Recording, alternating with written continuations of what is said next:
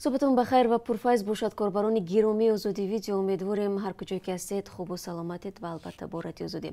امروز 28 می و ساعت به وقت پراگ 7 است و من شالوی گلخوجه در چند دقیقه دیگر نوگانی ها رو برایتان میگویم. وزارت تندرستی تاجیکستان میگوید آمار گرفتاری و شفایابی بیماران کووید 19 در شبانه روز گذشته برابر بوده است.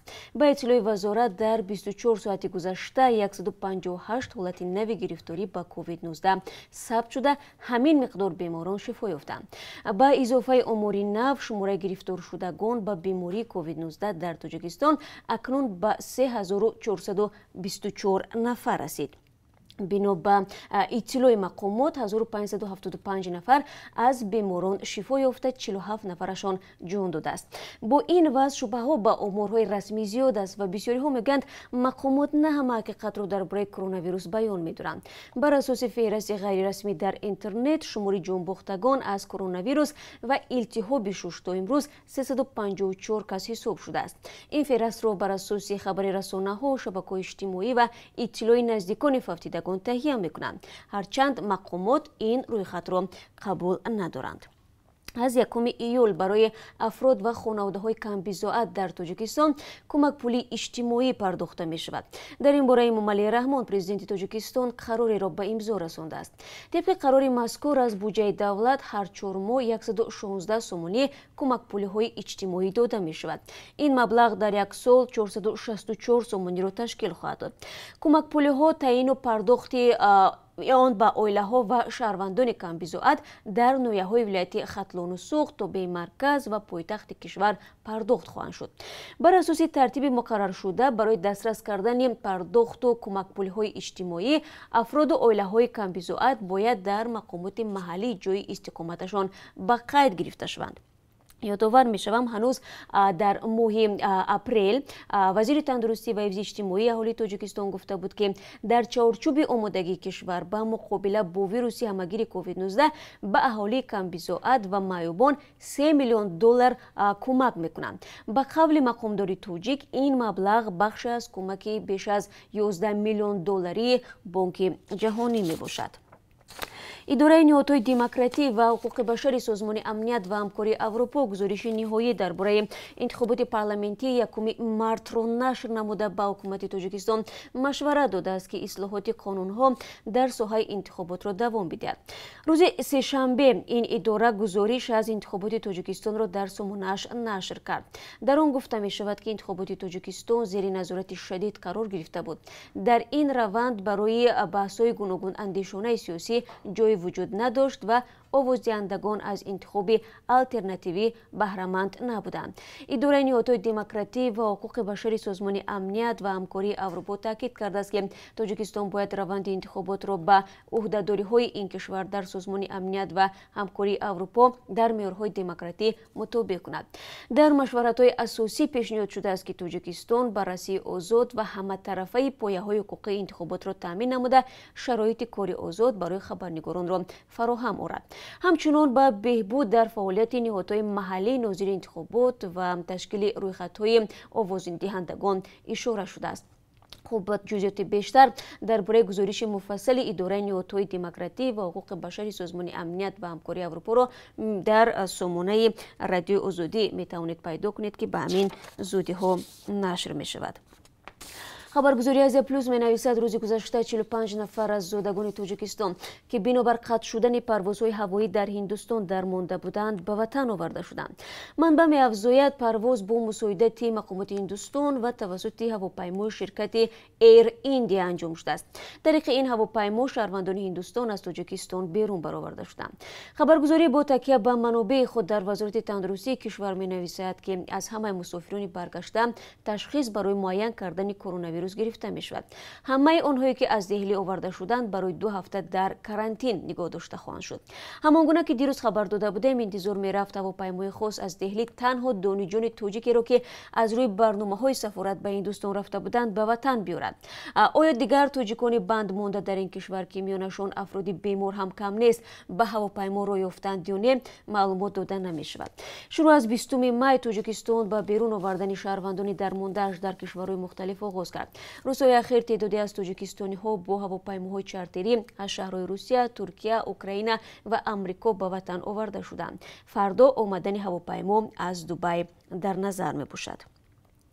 раёсати корҳои дохилии шаҳри душанбе аз ҷарима бастани ронандаи ширкати олуча такси барои таҳқири ҷавондухтари дучарха савор хабар медиҳад. ба қавли манбаъ 22 майи соли ҷорӣ як ҷавондухтари сокини шаҳри душанбе бо ирсоли расми нақлиёти мусофирбари ширкати олуча такси аз мақомоти интизомӣ дархост намудааст ки нисбати ронандаи он чораҳои қонунӣ андешида шавад. ин ҷавондухтар гуфтааст вақте дар назди собиқ бозори шоҳмансури шаҳри душанбе таърихи дучарха ҳаракат дошт, ронандаи мошини мазкур монеъ ҳаракати ӯ шуда ҳамзамон нисбаташ ҳаракатҳои таҳқиромез нишон дода шаъну шарафашро пас задааст. дар натиҷа аз ҷониби кормандони раёсати вазорати корҳои дохилӣ муайян карда шуд ки ронандаи нақлиёти мазкур Самадзода Сомон соли таваллудаш 1989 ва истиқоматкунандаи шаҳри Душанбе мебошад. бо назардошти он ки дар ҳаракатҳои шаҳрванд Самадзода Сомон аломатҳои кирдори майда авбошӣ дида шудааст, нисбаташ парвандаи маъмурӣ тартиб доданд ва барои баррасӣ ба суди ноҳияи шоҳмансури шаҳри Душанбе ирсол намуданд. додгоҳ барои ин ронанда ҷарима таъин кардааст. раиси федератсияи муҳоҷирони Русия мегӯяд аксияи бидуни патентро роҳандозӣ карданд. Вадим Кожанов дирӯз дар як баромади видеоӣ гуфт, федератсияи муҳоҷирон тасмим дорад барои дароз кардани муҳлати қарори президенти Русия дар мавриди додани сабукӣ ба шаҳрвандони хориҷӣ ва афроди бешаҳрванд дар замони густариши COVID-19 ба ҳукумати Русия муроҷиат намоянд. Кожанов мегӯяд, бо назардошти ин ки то ба ҳол марзҳо баста боқӣ мемонанд ва аксарияти муҳоҷирон ҳанӯз дар гӯшанишинӣ ҳастанду маблағе барои супурдани пули патентро надоранд, онҳо мехоҳанд додани имтиёз аз моҳи июн то моҳи сентябр дароз карда шавад. рӯзи 18 апрел президенти Русия бо судури фармон муҳоҷирони кориро то 15 июн аз сабти номи иқомат ё худ регистратсия ва пардохти пули патент озод кард. вазорати корҳои дохилии Русия ки умури муҳоҷиратро дар ин кишвар назорат мекунад мегӯяд, шаҳрвандони хориҷӣ то 15 июн ҳақ доранд бепатент кор кунанд ва касе онҳоро ҷавобгар намекунад. вале бо ин вуҷуд бархе аз муҳоҷирони кории тоҷик дар Русия шикоят доранд ки маъмурони полис ва баъзе аз корфармоён аз онҳо пардохти пули патентро талаб доранд. дар сафорати Тоҷикистон дар Москав ва ҳамин гуна намояндагии хадамоти муҳоҷират мегӯянд, фармони президенти Русия содир шудааст ва дар тамоми қаламрави ин кишвар бояд амал кунад. муҳоҷирон бо такя ба ин амр ҳуқуқи худро ҳимоя намоянд. ҳомиёни ҳуқуқи муҳоҷирон ҳам мегӯянд, дар ҳар сурат муҳоҷирон набояд барои ин се моҳ пули патентро пардозанд, чун қонунан аз пардохти он озод мебошанд. ва бинандагони азиз, агар дар сурате ки бозам муҳлати ин қарор дароз карда шавад то моҳи сентябр тавре гуфтем, мо барои шумо пешакӣ хабар хоҳем дод. шумораи қурбониҳо аз коронавирус дар Иёлоти Муттаҳидаи Амрико аз 100 000 нафар бештар шудааст. донишгоҳи Ҷон Ҳопкинс бо нашри теъдоди қурбониҳо афзудааст ки дар Амрико тахминан 1 700 000 нафар гирифтори бемории COVID-19 мебошанд. ба ақидаи ин донишгоҳ шумораи воқеии қурбониҳо метавонад аз ин ҳам зиёдтар бошад. бозкушоии тадриҷӣ дар Амрико ва Аврупо ва ҷойҳои дигар ва коҳиши маргумир аз бемории COVID-19 дар баъзе манотиқ умедвориҳоро бештар кардааст ки марҳилаи бадтарини пандемия пушти сар шудааст. айни замон Амрикои Лотинӣ ҳоло ба маркази сирояти босуръати беморӣ ва афзоиши талафоту теъдоди беморон табдил ёфтааст. дар умум дар саросари ҷаҳон тақрибан 5 600 000 нафар мавриди сирояти бемории COVID-19 сабт шудааст ва ин беморӣ ҷони 350 000 нафарро гирифтааст. Бразилия ҳоло аз назари теъдоди беморон баъд аз Амрико дар мақоми дуввум мебошад. Кумитаи ҳолатҳои фавқулоддаи Тоҷикистон бо такя ба маълумоти маркази об ва ҳавошиносии кишвар аз тафсон шудани ҳаво дар рӯзҳои оянда ҳушдор медиҳад. интизор меравад ки гармии тобистони имсол то 42 дараҷаро ташкил намояд. Кумитаи ҳолатҳои фавқулодда мегӯяд, дар чунин ҳаво эҳтимол дорад ки барфҳои баландкоҳҳо ва пиряхҳо об шаванд ва дар натиҷа резиши сангу лағзиши тарма, омадани сел ва болоравии сатҳи об дар рудхонаҳо ба амал ояд. аз ин рӯ кумита сокинон даъват кардааст ки ҳангоми ҳаракат дар роҳҳои кӯҳӣ эҳтиёткор бошанд. дар ин баробар ба сокинон тавсия дода мешавад ки ҳавои хонаҳои худро мӯътадил нигоҳ доранд, аз нурҳои мустақими офтоб худдорӣ намоянд, либосҳои тунуку сабук бипӯшанд, дар сар кӯло дошта бошанд, чатр ва айнакҳои ҳимоя аз офтоб низ зарур мебошанд, бахусус барои онҳое ки дар ин рӯзҳо ба кор ва ё ҷои дигар мераванд. کمیته میگوید هنگام استراحت در سویل مخزن‌های آب و آببازی حتما قاعده‌های بی‌خطری رعایت کرده شود. ضمناً همه ساله برابر شروع شدن گرمی‌ها در تاجیکستان آمار غرق شده‌ها نیز در کل رودخانه‌های کشور به مراتب افزایش می‌یابد.